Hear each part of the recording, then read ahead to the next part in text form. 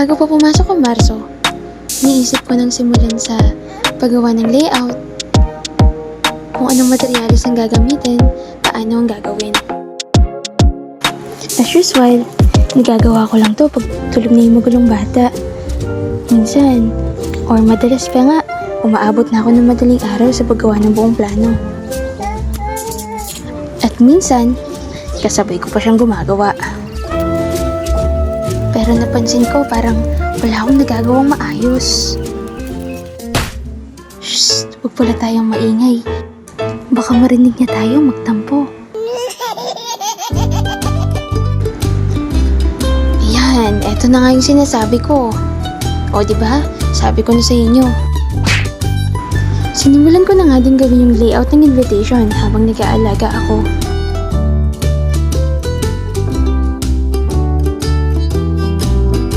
At sinimulan ko na nga din gawin yung milestone niya every month na halos DIY. At sinunod ko na nga din i-print. Syempre, pinatrabaho ko na kay baby para naman may ginagawa siya. At syempre, pagkatapos may i-print, kusa nang pumupunta dito si Kuya Kyrie at Ate Alexa para gupitin yung mga na-print na mga nilayout ko. Hay, sobrang sipag ng mga batang to. Halos araw-araw pagkagaling nila sa school, dumidiretso na sila dito. At ayan, masaya ang bata. Marami kasi siyang kalaro.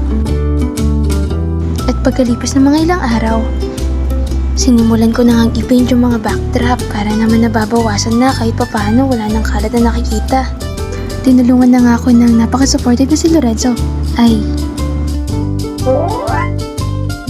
At nahuli ko na nga ang oras niya para magawa yung gulong ng food cart. At sa mga sumunod na araw, dumating si Ninang Lalaine. At sakto, kailangan ko ng tulong para gawin yung mga honeycomb. Gamit yung mga pinagputulan ko ng styro ng bubuyog. E di, sakto, walang sayang. Sinunod ko na nga din gawin yung mga bee prints para sa sweet corner highlight. Ganun na din para dun sa plastic balloon ni Deb.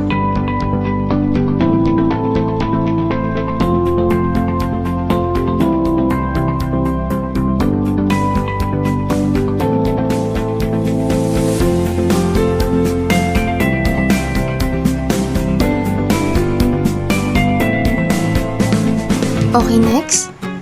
Kinagabihan ng araw na yon, sinimulan ko na ngang i-paint yung mga bee na kinat kong styro. Pero syempre nagpatulong na ako kay Lorenzo kasi para mabilis naman akong matapos.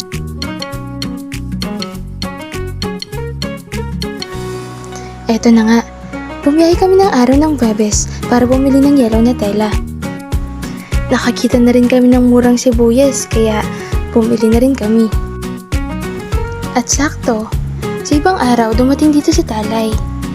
Pinasalin ko na rin sa kanya yung mga honey para naman okay na. At eto, gawa na yung mga food cart. Kita niya naman, ni-enjoy niya ng bata. Pininturahan na rin namin ayon sa theme at motif ni Deb.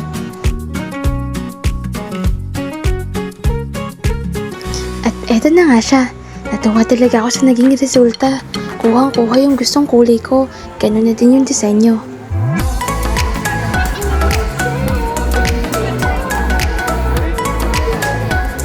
Ito nga pala yung background music na request ko. Para yung ambience sa food court, summer na summer, fresh na fresh. At syempre, nung pinlano ko yung disenyo ng food cart, sabay ko na ding pinlano kung anong magiging laman niya. At dahil summer, para sa drinks, unang naisip ko, yung melon, buko, at sago na talagang malapit sa panlasa natin. Ganun na din para sa mga snacks, fishball, kwek-kwek, cheese stick, pinalagyan ko na rin ng singkamas at mangga. Syempre, na-request ko din talaga yung pinakamasarap na bagoong at yung sauce ng fishball.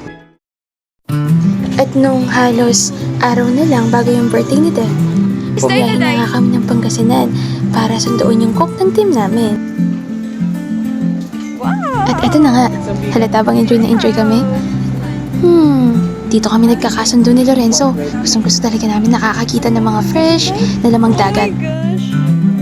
Trivia, Sobrang babaw kasi ng pangarap namin, lalo na siya. Pangarap niyang mangisda. Makahuli ng malalaking at maraming isda. Sa sobrang tuwa yata namin, medyo naparami yung bili namin.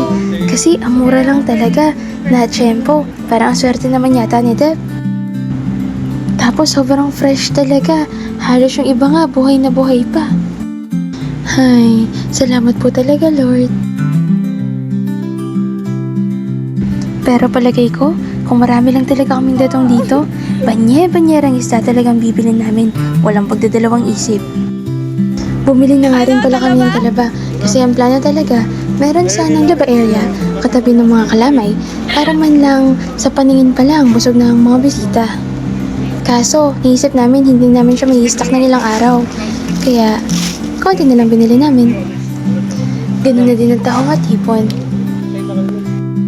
Bumili na rin kami ng bagoong para sa singkamas at mangga. Nakakatawa, sobrang fresh talaga ng mga lamang dagat dito.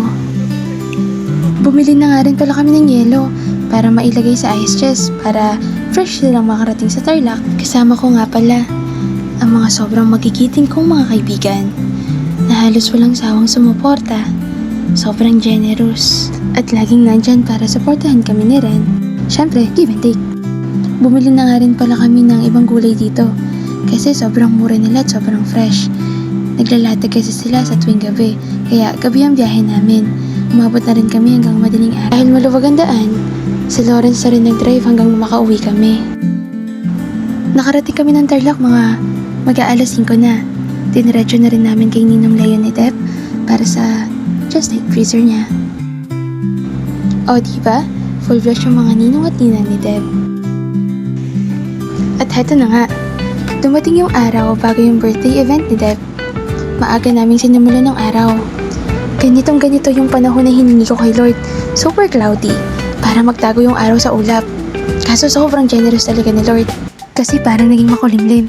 Kaya, nanalangin naman ako kay Lord na sana hindi umulan kinabukasan. Hanggang sa naisip na Ninong Alan ni Deb na magsampay ng damit niyang pinagpihisan para hindi matuloy ang ulan. Kaso, hanggang sa nakalimutan na namin isilong. Umabot na hanggang kinabukasan, nakabilad pa rin yung damit ni Deb. Kaya kinabukasan, sobrang tirik ng araw. At bakit, hindi man lang nga sumagi sa isip namin na mabibilad kami ng sobra kung sakaling tirik ang araw at masasunburn kami na mismong magulang pa ni Deb sa mismong event niya. At ayun na nga ang sitwasyon. In advance namin iset up lahat. Yung tables and chairs, catering materials, lalo na yung backdrop. Ultimo yung logo. Kaso, yung pinagtaguan namin ng balloons, nasira. Kaya, pumutok lahat. Kinabukasan, habang yung food team, patuloy lang yung pagluluto at pag-prepare ng mga pagkain sa amin, kami bumalik kami sa venue para ulitin lahat. Simple lang sana talagang gusto naming setup. Kaso napilitan na kaming itayo yung trusses kasi hindi na talaga kinakaya ang tirik ng araw para matapos namin yung setup. Ewan ko nga ba, bakit kagusto namin pinapahirapan ng mga sarili namin? Ganun siguro talaga, hindi kasi ako madaling sumuko. Gusto ko kasi sana talaga na i-push yung gusto kong ambience sa area para sa mga guests namin. Pero in fairness, yellow ang buong paligid. Yun talagang gusto kong huling na nakikita para masaya.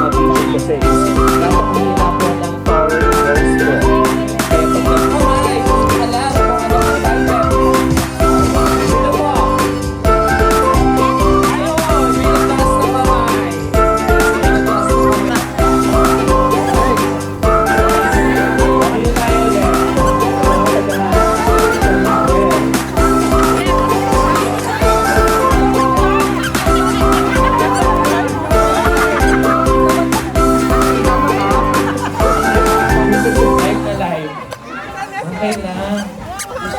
Hey, cheers!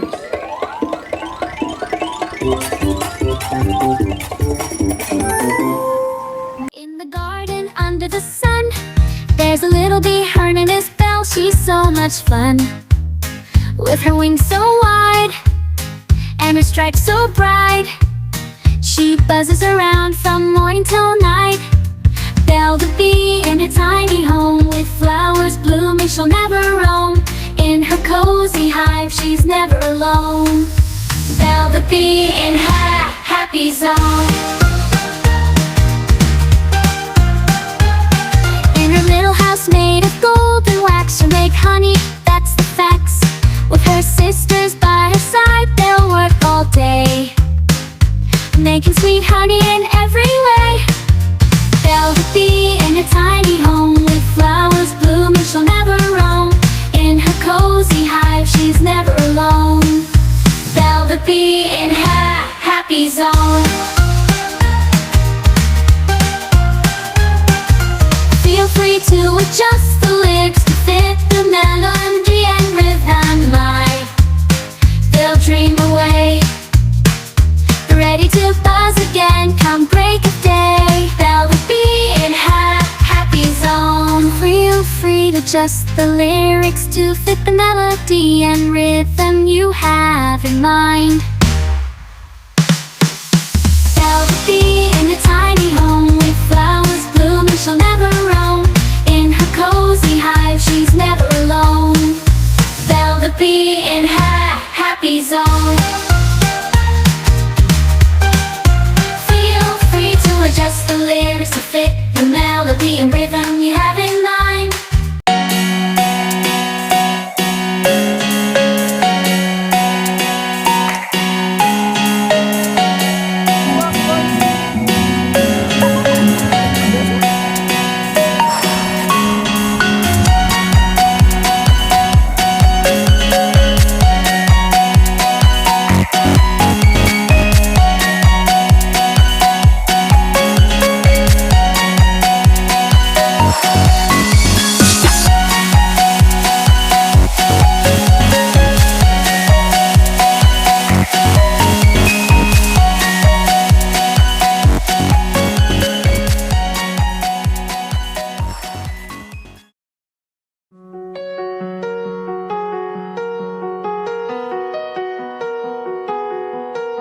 Windows down on my favorite street, sunset in the rear view, got nowhere to be. For a moment we Sa kabuuan ng plano, hindi man siya nagawa ng perpekto. Wala man yung pangalan ng Deb sa backdrop, yung name stand, number, balon sa entrance dahil nagsiputukan,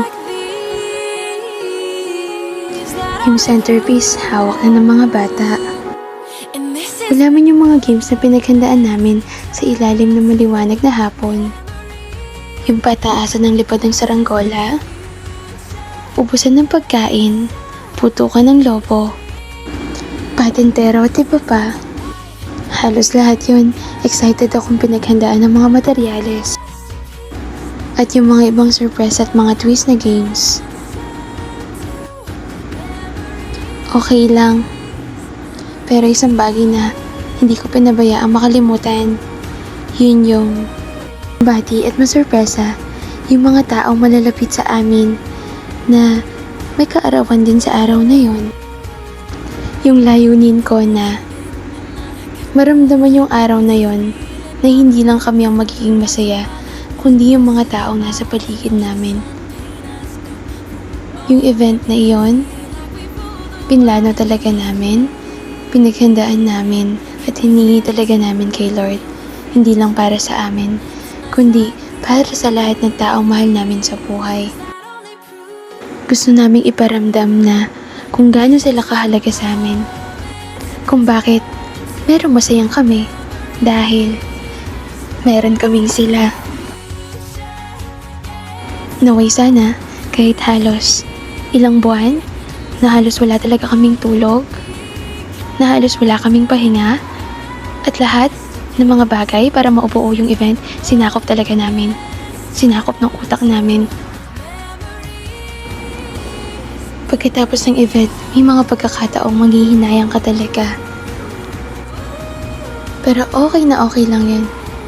Kasi na-realize ko, yung success ng event ay hindi manggagaling sa ganda ng setup, sa program, o ano pa man, kundi sa kalidad ng samahan na makikita mo sa araw ng pagsasama-samang iyon. 27. Tapos isa pa, birthday po kayo ng kapatid ko na nasa abroad. Si nagiging supporter lagi ng Baby Dev. Pakiplay na lang po yung video kaya.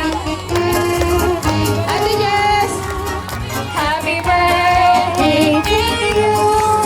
Happy birthday! Happy birthday! Happy birthday to you! Gusto kong magpasalamat sa mga taong Lakas na! sobrang malapit sa amin na pinagbigyan kami at nagbigay ng oras para maging parte ng event na ito. Seeing the videos, na-realize ko kung gaano naging successful ang event nang makita ko kung gaano kayo kasaya at sobrang nasulit, lalo na sa pagkain na sobrang pinaghandaan namin na isa kami sa naging parte ng paghahandang to. Maraming salamat sa oras na yun na binigay nyo. At dahil doon, naging posible na magsama-sama tayong lahat.